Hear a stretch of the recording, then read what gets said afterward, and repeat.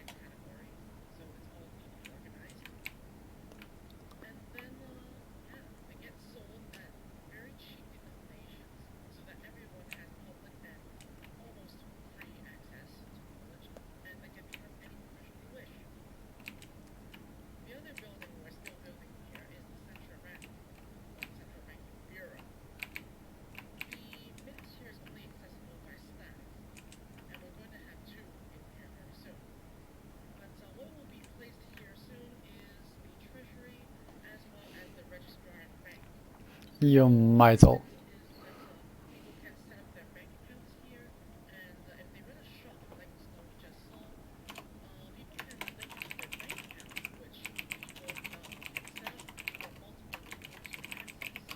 So if you have a town with multiple members using the same shop, or that you have multiple people working in a joint venture, they can do that. And that can be all done with a public facility such as this one, the bank, right? You might also want to mention that what we are currently seeing is in terms of blocks is actually modded, so don't be alarmed if you cannot find them. There are plans to release them later, but for now it's an exclusive one for us. This is a MaiestasHaven exclusive, namely the redwood blocks here and cloister blocks, or as well white walls. These are all magnificent creations by our great modder, Virtual. So let's get moving on. What else should we show around here? The contract board isn't really used this round, but it's a great way of making loans if you're private money or the government, and you can have people pay for different things or earn money in different ways. So let's put some basics of how a Maesta citizen works around here. So in the beginning, we don't have currency. We quickly set that up, unfortunately, because of how the game works. If you want to have a centralized early currency, you have to get the administrator to actually spawn in a mint. So that would be the best way. But once you have that in, and you make some currency, the best way to manage that currency would be to have a small council or responsible person who's running the society or server to incrementally add more currency as the currency expands. But the way for normal citizens to earn that currency would be for these sharpers working in the bank to distribute the money out by having people sell them basic resources. And when we say basic resources, this usually comes in three major sectors. One would be wood, the second would be ores and stone, and third would be foodstuffs. Note that I'm saying foodstuffs, not food. The difference between the two being raw and cooked food. So what's next, Pray? I was actually promoting us on the Eco Discord, so yeah. But anyway, It is very important to keep the community engaged and informed through the use of a Discord channel, which increasingly developers at Strange Game Games is trying to integrate. So far, they've not only integrated Discord, but also VMOX, which is a voice chatting system. So maybe in the future we will see more random people joining a server and then we integrate it better because we have both typing and voice integration. And people will be talking a lot because this is a very social game. right, and that actually brings us to the next subject, which would be organization. Uh, Basically, what she already briefly touched upon was the whole Discord, but also things like breaks, having something to distinguish people who genuinely are on a break versus people who just abandon the server, that sort of stuff. We also have various levels to distinguish regular players from the admins, and also Satsuki as part of my server staff, which I have integrated using Nyandaren's toolbox, which means that staff can use stuff like teleportation or property related stuff, which would take up a lot of time if only an admin could do, without running the risk of actually abusing them for any reason, including just seizing property, unclaiming them at will, spawning in items, that sort of stuff. And that's all prevented by just giving people only needed resources versus a blank slate. So, in order to run a successful server, aside from having good admin staff, first of all, you must have upstanding, good citizens who are running your society. So, aside from, of course, the admin and staff, will also be participating in core functions of each town and society. It's important to take a tally of who's who and who's what in town. So, for example, in this server, I am the carpenter of this town. That doesn't mean that I'm the only carpenter on the server. As I said, there are 3 towns in total, and there are around 2 or 3 carpenters on the server. Who else is needed in a town, per se? Well, if we just take a look around at what you're looking at right now, this building, for example, uses wood. And aside from wood, you have stone for the walls and roads. And roads, of course. So, obviously there needs to be finds out the stone and processes. That would be the mason. And the activity that all of this will require energy from food. So that would mean farmers, hunters, and chefs. So let's take a look at their houses and how they're doing. By the way, Prefecture, who is taking this video right now, our cameraman and also host, is our engineer for this round. Engineers do not actually produce anything necessarily themselves, but they buy materials from others, like the carpenter, as well as the smith, who produces the iron bars, and then processes them into machines, which are very important to not just making this society functional, but also responsible for feeding the game, which is taking down the meteor in the sky. So here we have Belgoret's place, who is one of our members of society, stack, I think, and also our chef. You can sort of see the fires burning away in the back. And we ensure that everyone is paid fairly in society, as you can see from the prices in the menu here. And we make sure that everyone earns a decent profit from their trade, and that they can afford to buy materials that they need for building houses like these. So should we go take a look at the outside of the house?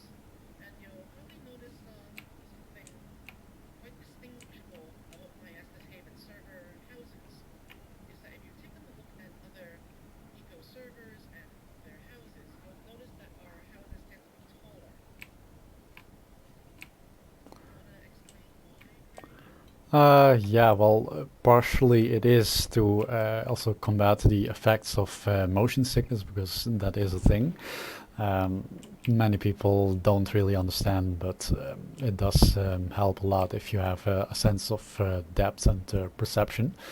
But the main reason we do use the larger windows, or at least larger interior height, is to be able to fit stockpiles inside, and it does make rooms feel much more roomy. Whereas if you only use 2 or 3 height, it tends to feel a lot of cramped, and yeah, it doesn't really feel like a home in my opinion. Ego is really a beautiful game in terms of voxel gaming. So with its beautiful textures and artwork, so it's already better for most people who actually suffer from motion sickness in voxel games. However, in order to maximize that kind of effect, in order to prevent motion sickness and such, the best way to do so is to actually basically make the rooms higher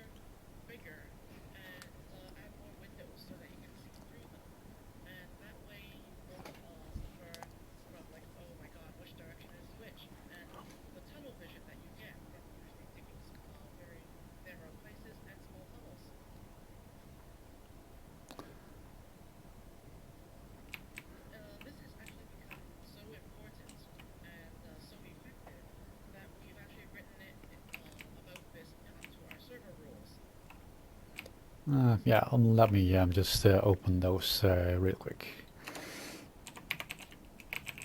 And as Krakatoa mentioned earlier, uh, aside from just countering motion sickness and that everything looks better in it, having 5 high inside a group 5 tiles high also allows you to stuff one of the most basic items, storage items in game, which is the stuff pile, which occupies 5 tiles by 5 tiles by 5 tiles, so 5 times cubed. And if you put it even higher, so if your room is 6 high, it would also allow you to place in stuff like the blast furnace, or what is it, the stamper, was it? Anyway, it's a advanced piece of engineer equipment.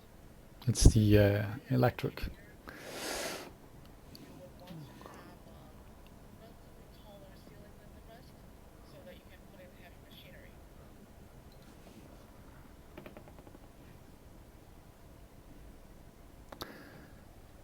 So aside from the chef, so the house back here is this is Aquilarius' home, the one over, and he's the mason slash bricklayer. So Aquilarius, you joined our server not on day one actually, and you jumped right in while sort of we're developing. And of course you're new to this game. First of all, how are you liking it? Probably a bit too much. Yeah, no, I've played quite a bit in my free time, so that's what you see here. And this lovely ramp was because it was a pain in the, well, it was a pain to get my card up there. So yeah, you see this rock right here? In the past, that means if you see rock exposed like this, it means that it used to be a mountain, and there's mounds of dirt way above here, way past where I can jump, Yeah. and we cleared it all. So yeah, the reason why I asked you about your experience in Aquilarius is because you jumped in and you went straight for bricklaying, which isn't something accessible by a new player unless you have bought the skill scroll, learned it, and then placed a star or a skill point into it. I And think the the reason, game starts you with a skill point, or it's very easy to get. yes, you start off with 1 or 2 skill points, but skill points are very precious. You only get them very slowly by accumulating experience. And the way you get that is, well, you speed up the process by eating good food, which generates a higher nutrition value, and then you gain that food skill point on the bottom left, as well as having house points, which means having a good high-tier home and fully furnished inside with complete with a living room, kitchen, bedroom, and washroom. Yeah, I was doing pretty good on the food bonus up until the Great Starvation of today. Quite a bad day in a bit. Yes, we have a Ran lot of out of new Legos. players and the food supply is getting rather stringent. But Right. yeah, the reason why your experience here, playing for the first time and jumping straight into bricklaying is special at Galerius, is that most people are actually unfamiliar or even uncomfortable with the idea of jumping straight into middle tech or middle tier level technology, because usually people would require things like well, let's talk about how you make bricks. How do you make bricks at Galerius? Well, it started very simply. You get to me up here on the ground level, but sometimes bricks require mortar, both floor and either 3 clay base, living base, or 4 shale. That is Standard modded. basic ingredients for making brick is basically mortar, clay, and shale, right? Collecting these stuff is pretty easy. Clay you can just shovel around there, the shiny kind of dirt, and shale Yeah, is it's kind of actually not the that black common on geography. black rock you get from the rainforest. Collection is easy, but what about mortar? Mortar is made out of mortarite. That's another skill, and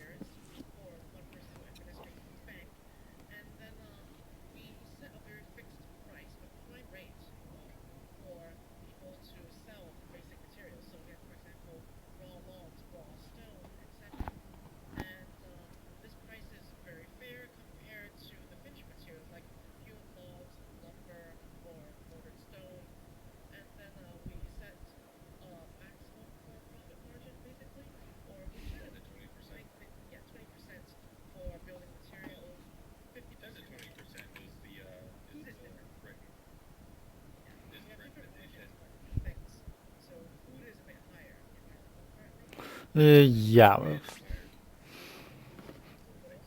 it does, but basically what we found during our previous maps was demand was usually lackluster compared to the amount of stuff needed to actually produce the food, which means that we established a higher margin because of the slightly lower volume, which means that chefs can still earn a comfortable living even when supply dries up or even demand drops off a little, especially around late game when people start using vehicles, use less calories, and their income will plummet as a result.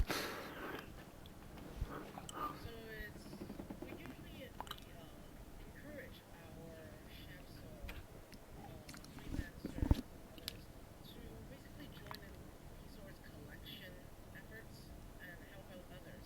Basically, it's a way for people to keep earning money, earn their keep in society, and of course, contributing to the big goal shooting down that meteor. So, shall we walk down El Palacio Avenue to the other side of the town and take a look what's there? Sure,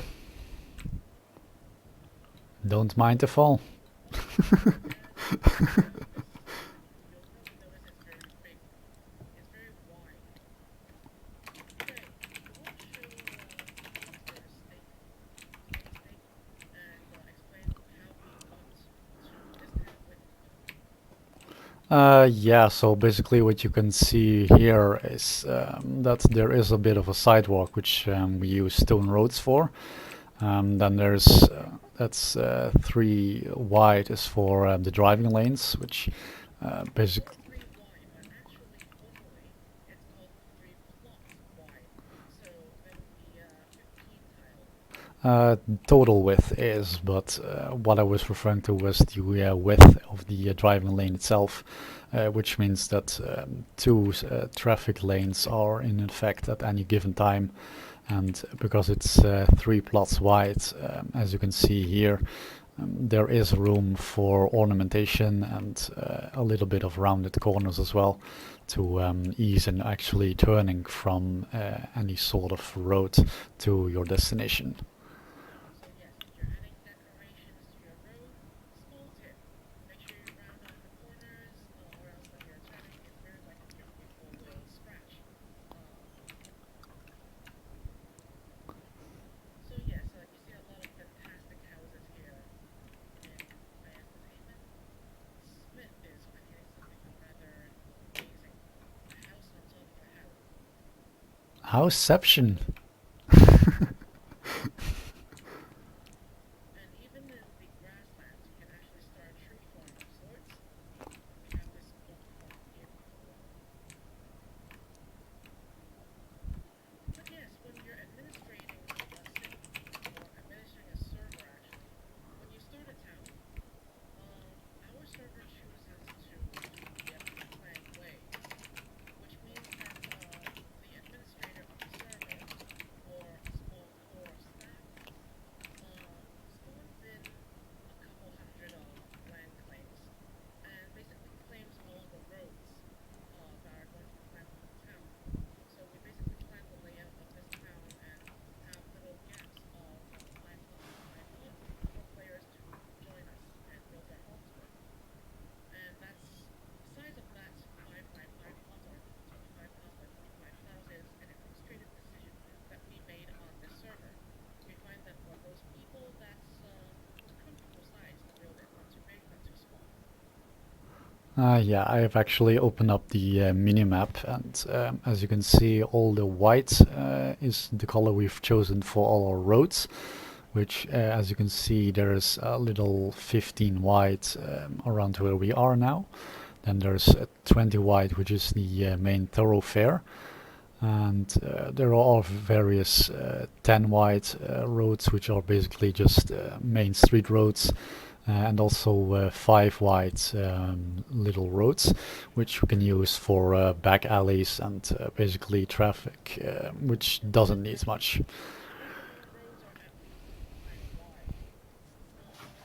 Can you talk a bit about why is multiple of 5 and why it is advisable to have at least 5 wide? Yeah. 5 is the size of one plot, one claim. Right. natural sense to work in multiple supply because that's how planning works in Ego. Yeah, and basically every multiple of 5 means that you can either add a driving lane or, in our case, beyond the second driving lane, you can add something like ornamentation for the 15 wide and even wider ornamentation for the 20 wide we have. Even for the late game steam truck and truck, they only need around what 2 tiles wide in order to drive through. 3 for the modern truck. Right. So to drive safely, at least, you would need at least one extra tile in order Ga liggen. to prevent them from falling off the road. This is especially important when you have those in bridges and ramps. You don't want that truck falling off a ditch. Otherwise, it will be very difficult to salvage.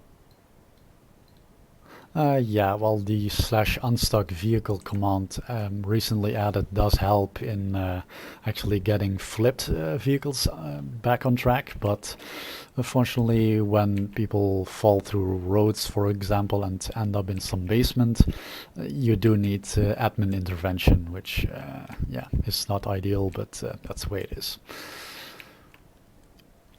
And what you're looking at right now is Eco version 8.2 point something.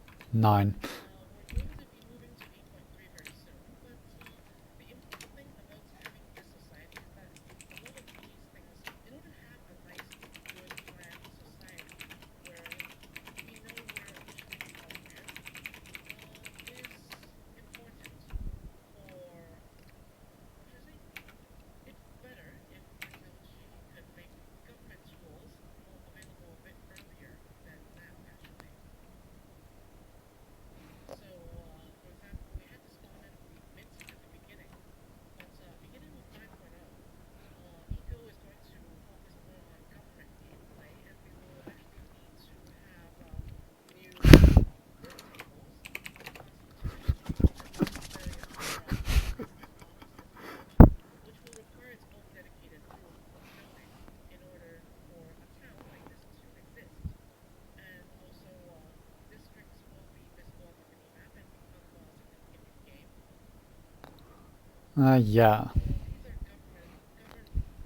these are governance tools that we need, and will actually assist everyone in making good planning decisions and towns as beautiful as these.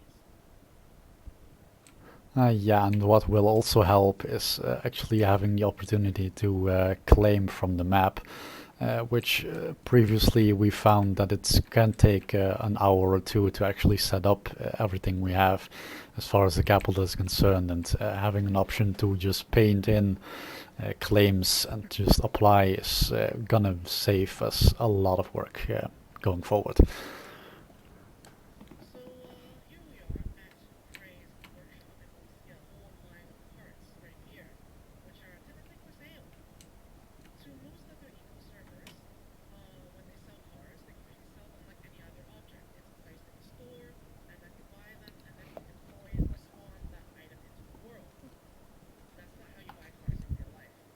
So on our server, we decided to do a little something different, a little something more fun. So is your dealership ready? Or do you want to explain how your place works?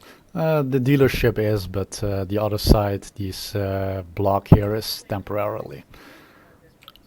Oh, yeah, sure, that's easy enough. So these carts are all placed out here, like as if they were already in queue.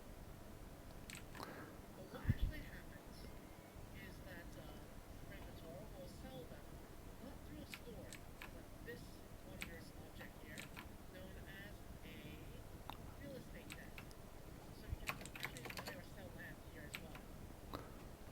So, like land and buildings,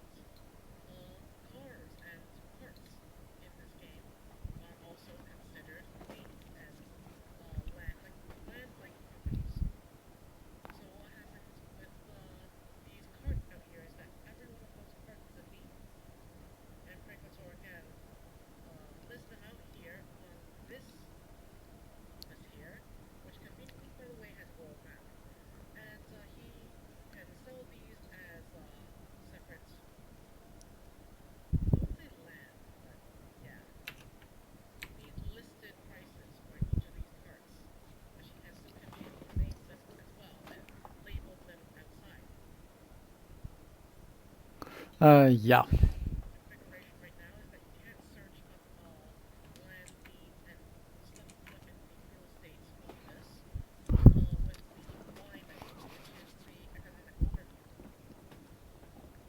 The economy viewer is the current in-game system that lists out every shop and what they sell or buy in the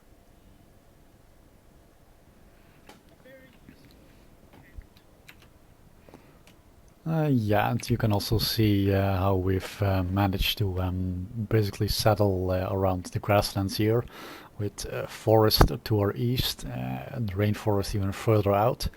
And on the south side, you can actually see the beginnings of a new settlement, which for our sake is actually the first time we've actually managed to get more than one functional town, which should be interesting going forward as well. So let's backtrack a bit.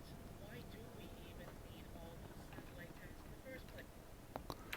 Well, basically because a town only needs so much of every profession in order to function, and having 20 motoring or 20 smelters, that will just create a lot of competition. And since resources are already pretty scarce, that does tend to yeah, not drive costs down a lot, which means that stuff like steam trucks or vehicles or whatnot can stay pretty expensive for a long time, and the more expensive it is, that too, but basically the more expensive stuff is, the less accessible it is, and that hurts the economy in a larger scale.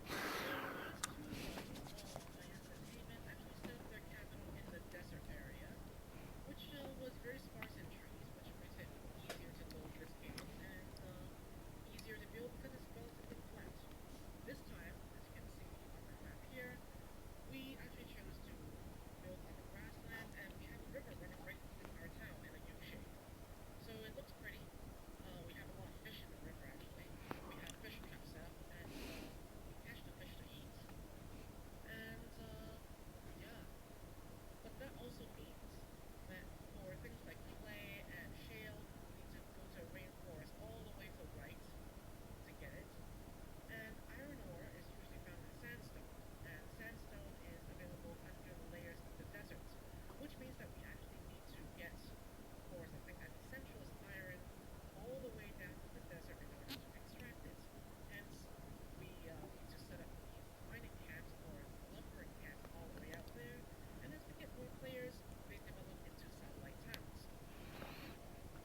Yeah, and from there, there will also be more room to actually have processing, because one person can only do so much, but there's also the availability and accessibility to take into account, because no one will consistently want to travel from here all the way to the rainforest and back just to buy food, for example. He'll want something close by, and that in turn opens up people to have chefs, for example, in the rainforest as well. A lot of people on this game are actually quite averse or afraid to trade. And yeah, I want to talk a bit about trade, Craig. Yeah, Our server encourages trade-off. yeah, Can you that's explain some of the measures that we have done before to encourage this? basically, well, stuff like the government actually actively buying stuff for research, for example, which means that which does encourage people to sell to the common good and make research available.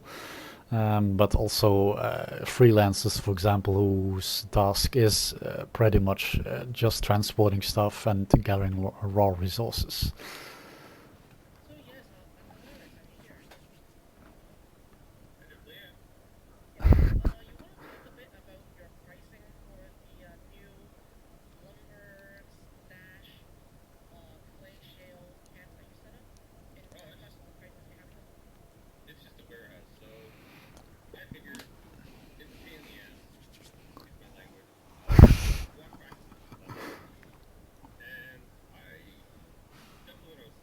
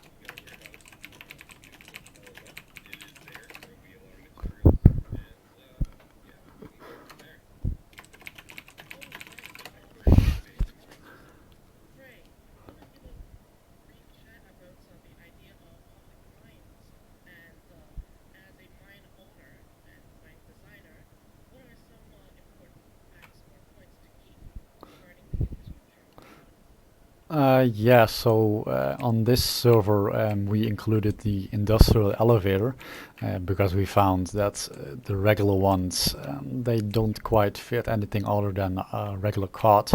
And since there are steam trucks and trucks, well, basically from the previous map, we found that we can actually have some sort of lobby, which means that you have a fairly large area. Yeah, actually, I'm going over there and talking at the same time. Basically, what it will enable, as far as resources go, is that we can have a fairly large pit because you need 8 wide and 5 deep for a pit, or at least that's the footprint of the elevator itself. And on the inside, which is 4 by 5. You can dig a shaft straight down, which helps with actually being able to transport tailings or ores or even bars, regardless of which tier of the game you are in. Like previously, you had to wing it when it comes to carts, which only carries so much, especially in regards to ores. But now you can just use the full swing of tools available to you, and also make it much more available to actually dig a tailings pit at bedrock, because you only need to dig straight down and apply ladders to get there, and then just apply everything outside to be able to use it. And So yes, we're seeing a lot of stone stockpiles when we begin close. this is actually the pit we dug. This sounds like it's the bedrock pit, judging by the depth. And as you can see, it's 4 wide. We don't actually have the elevators yet because we're still working on getting a mechanics workshop for you, right? Correct. But yes, you could. What they have here is basically a ladder to climb back up to, and these stockpiles here can both transport up or down by daisy chaining different materials. But what happens in the future will be is that in the past at least, we have this giant cavern at the bedrock, or at the different levels that we're mining out, and we use those caverns, those spaces, to store things like tailings or raw rock that's about to be sold upstairs. Right, so as you can see here, the width is 4 wide. Yeah. Are there any size recommendations, safety precautions, or design elements that you want to talk about, Craig, regarding how to make a nice, decent, and safe building? Yeah, well, basically, this is not what I would create. This is quite a little bit ramshackle, I actually say. As you can see, this is the wide side. There's 2 blocks on both sides. At least for the industrial elevator, you need to keep in mind for actually getting the industrial elevator. Down there is actually 15 wide, judging by the depth. Which means that this one is actually for the iron, which is optimal at a depth between 10 and 15. And the other pit was actually for bedrock, which is for the tailings. And what we tend to do is to create 2 sets of elevators, 2 for the iron depth, and then there's also another set for tailings. Mainly because there's only a sync issue with the elevator, which makes it a little hard to use if more than one people wants to actually use the elevator at the same time.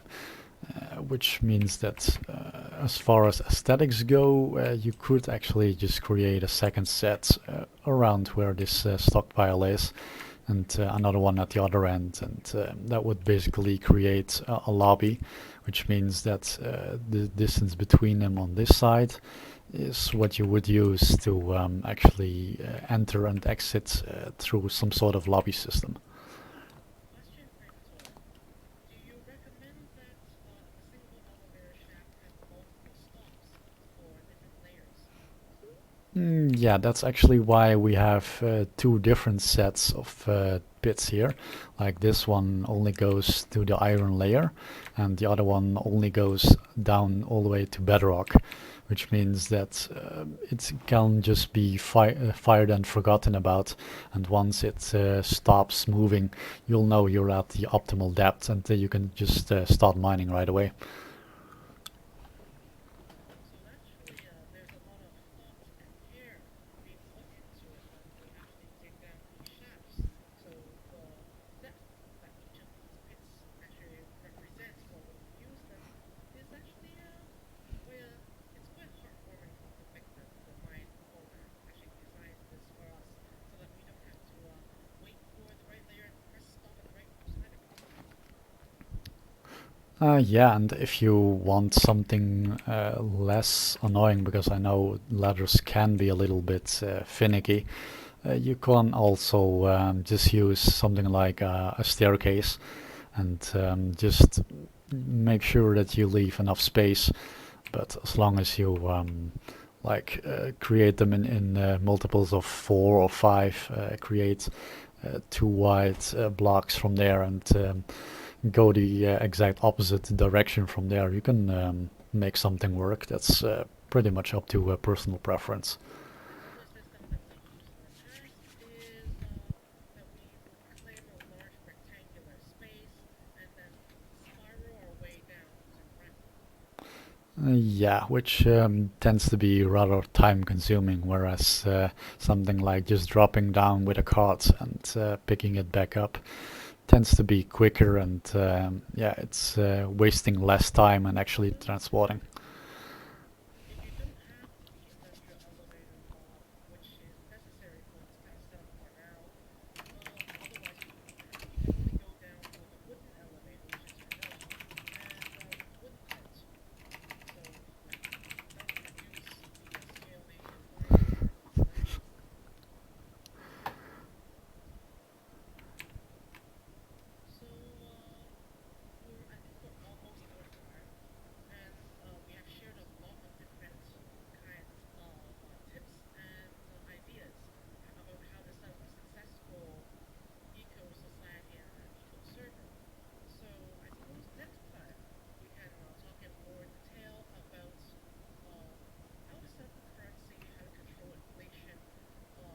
Why is it better for us, at least in our opinion, to have a back currency rather than using store credits? And we can get to other things perhaps, such as world government and basic laws. Yeah, it's I understand it's quite a lot to take in as it is. So it is being recorded and also streamed at the same time. So if you need to view it again, you can just, at least I'll upload it to YouTube probably, and you can just rewatch it.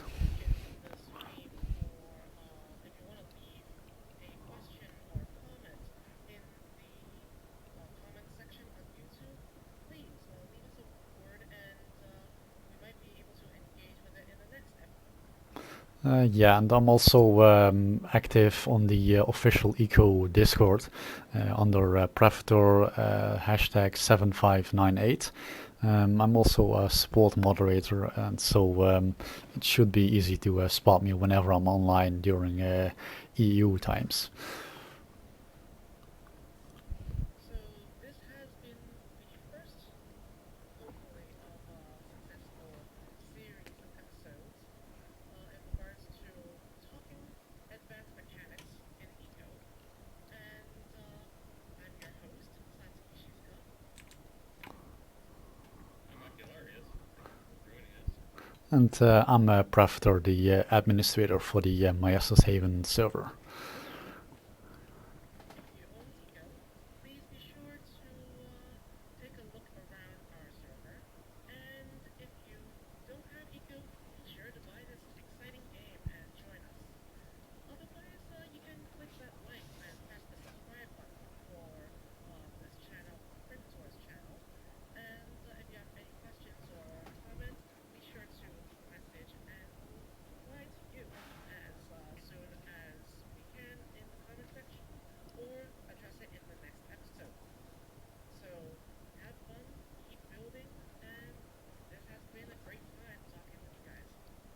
It was fun. Excellent. Until next time.